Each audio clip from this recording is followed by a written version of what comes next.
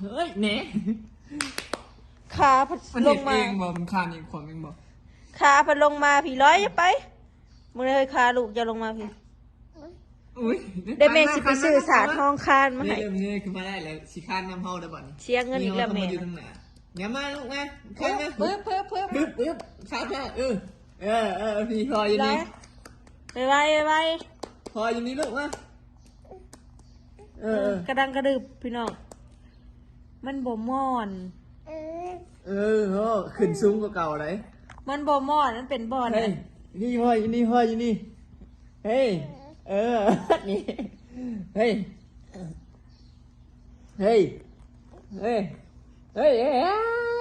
เก่งแม่เก่งคันมาเนี่ยคันหมดเลยคันมาลูกคันมา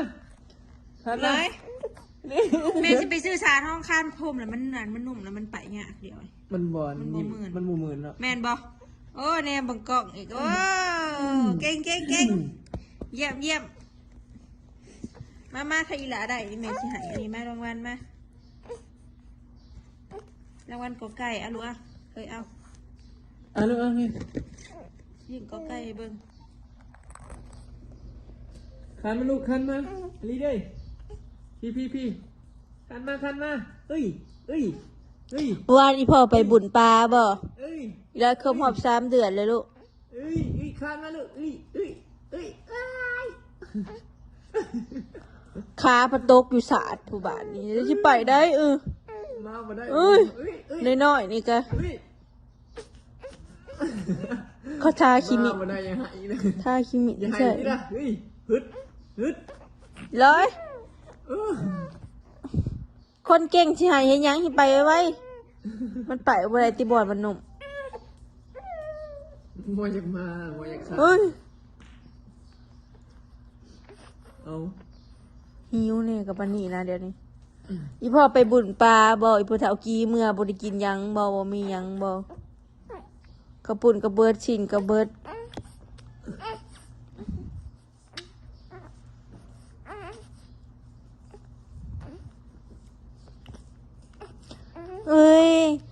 เฮ็ดบุญเฮือนชลเช็ดบุญเฮือนพี่น้องวันจันทร์เนาะบ่ได้เฮ็ดใหญ่ดอกมีแต่ผู้เฒ่าผู้แก่แล้วก็ญาติพี่น้องนะพี่น้องข้าเฒ่าเฮ็ด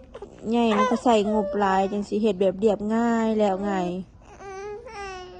อีกอย่างมันก็เจ้าของพันยากลูกน้อยแน่ยังก็อาศัยแต่ญาติพี่น้องกันเนาะมันก็บ่คือแบบว่าเฮาได้เฮ็ดแบบบ่ยากอีหยังหั่นเด้เขาก็เลยเสียดแบบง่ายๆพี่น้องขาหน้ามาเด้อก็เลยเสียดแบบง่ายๆแล้วไว้เนาะ444,000เสียขาหน้าน่ะขาหน้าจ้ะนาลายตอน2 ตอนดิ่มเว้ยเดือนคือขึ้นงามแท้เอ้ยมื้อนี้เดือนขึ้นแจ้งคักอะไรพวกนี้พี่น้องเห็นมันเกิ่งอยู่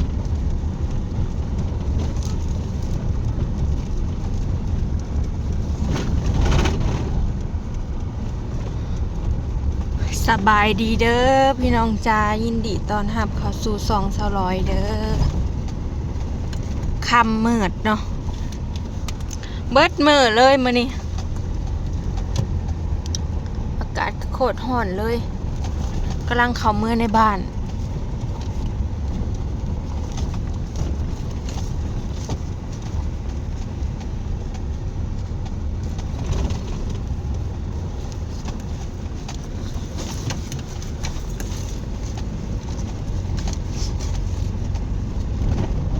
เมื่อวานนี่สิ้นเพลงเลยเนาะ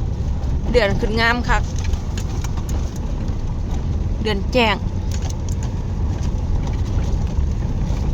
บุกหอบกันในบ้านต่ออีกพี่น้องบุกหอบเขาในบ้านด้วยนี่มื้อนี้ก็แล่นไปซื้อของเสร็จจังกะทานตะกี้ก็ว่าเสียตอนเที่ยงเนาะพอดีเนี่ยทานเพิ่นบ่ว่างเพิ่นว่างตอนเช้าเมื่อวันจันทร์ก็เลยสิได้ใส่บาตรเฮาก็เลยไปหาซื้อข้าวต้มขนมซื้อน้ำอัดลมซื้อยังอะไรพี่น้องเครื่องใส่กะทิลืมออกมาเลยต้มหวานข้าวโพดอะไรเนาะ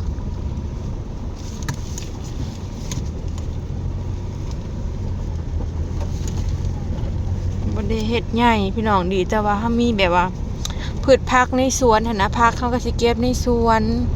ต้มหวานเฮาก็สิ ข้าวโพดด้วย ข้าวโพดน่ะอีแม่แล้วก็มักอีแม่ที่ปลูกหั่นน่ะเนาะก็มีใส่มันน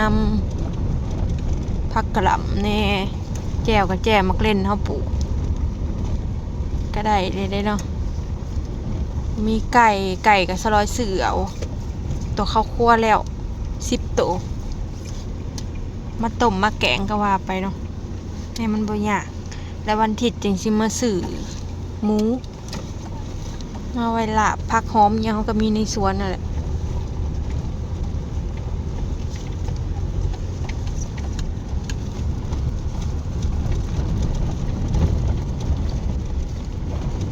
สังฆทานธรรมดาได้พี่น้องข้าไทยคักข้าเจ้าสูตรแบบว่าชีทิศยังอ่ะ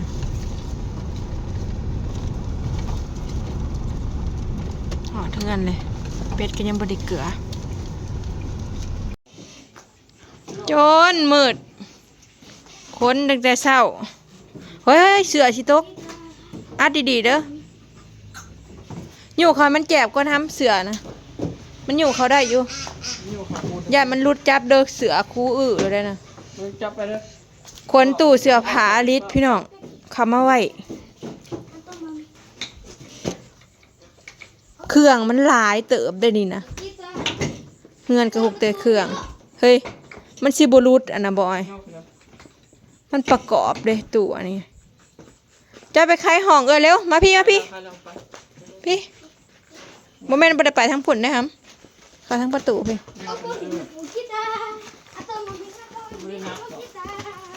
เสือผามีแต่เสือผานักเติบอยู่แล้วคอยเด้อหยุด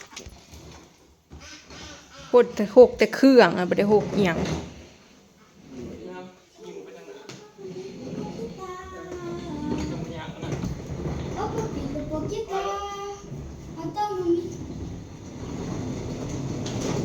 ระวังมันสะดุดล่มเด้อ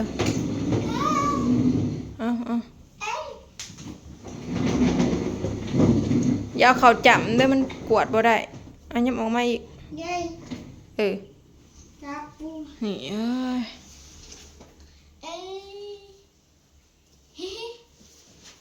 ยังหลายอยู่เด้กระตาเห็ดต้นน้ำต้นหนึ่งสังฆทานอันนี้ไว้1,000 กีบ1,000 กีบก็เท่ากับ2 บาท2,000 กีบ5,000 กีบกับข้าวต้มขนมซื้อมาสิใส่บาทตอนเช้าเด้ต้องไปเอาผ้าตั้งแต่5 โมงเช้าพอได้พี่น้องเนี่ยแต่เห็ดตอนเช้านี่ก็เนี่ยพ่อเพิ่นว่างตอนเช้าวันจันทร์เนาะเพิ่นหามื้อให้ก็สิมีดีโดแก๊ส1ถ้วยอมาตนาแน่พอถ้วยอยู่เงินชลอยมันบ่มีถ้วยอันนี้นะถ้วยน้อยมันบ่หลายมีแต่จานของชลอยนะเดี๋ยวพี่น้องเฮ็ดแบบง่ายแน่ทั้งไปทั้งแล่นได้นี่นะนมแล้วก็เข้ามาทั้งปั่นโอนคือไปอันนี้ชลอยสั่งก็นั่งกัดยุ้งมีหลายแบบนะ ใครแล้วมันก็จะจับนี่เด็กด้วย อ้าวให้จับใส่เด็กตอบเขาบอก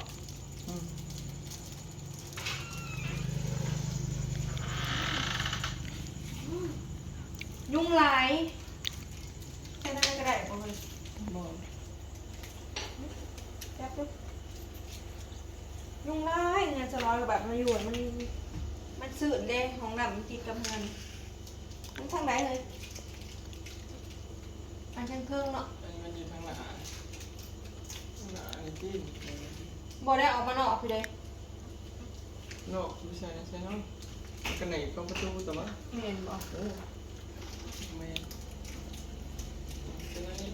ประตูเฮาดอกติดใส่ประตู นี่เอาเล็กตะปูมาต่อ แม่บ่ทำบ่แม่นอยู่นอกบ่ อยู่เนาะ มันจะมีหลายแบบเนาะพี่น้องต่างกันอยู่เนาะเอาสิติ อยู่ในนะเฮาอ่ะ ระหว่าง อยู่ใน เพลงใหม่มันสิเข้าห้องบ่ได้ เบิ่งยังไงจะอยู่ใน ที่อยู่นอกเขาคลายประตูบ่ได้เลย ใครอันซั่นบ่อันอยู่ได้ได้ทางใด ต้องต่อแล้วนี่เด้มันต่อถึง ทางนี้แม่นแล้วไม่แล้วจับเพิ่งอยู่เปิดจับเพชรจะนั่งกันยุ่งให้อยู่ร้อยก่อนหาลิด้วยก่อน จ้างกันได้เราเข้าเปิดบ่ได้ดอกเปิดได้ค่ะ ออกแล้วแหละ อ๋อจับบีบก็ได้เลย มันติดเองมันออกลูก อ๋อ เอาลูกค่ะ มันเป็นเลขก้า เออ แม่นเป็นเลขกะ เมียเลย ลูกเพลงอันหนึ่งอ่ะ50 บาท อุ้ย อย่าดึงจอย เชื่อว่าใส่อยู่ในเงินก่อน มัน 50 บาท ว้าว ขาดจอย ตอกตะปูใส่ ดึงให้มันสัมกันแม่ขาด ไปนะ เออมาปล่อยด้วยมือ ทุกคน กระยา ที่เขามันสิบอกเป็นที่เขาไป ไม่ได้ตะปูเยอะ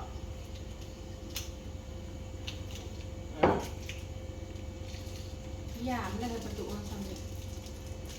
ก็ไม่ได้ติดเลย ต่อออกไว้ซื้อมาสี่หนังยุงเห็นบอก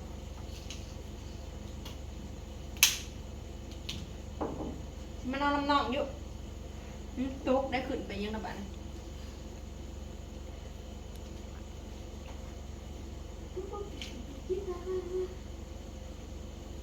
เย็นช่ำเลย ทำบริเปิด โอ้คิดหอดห้องนอนไป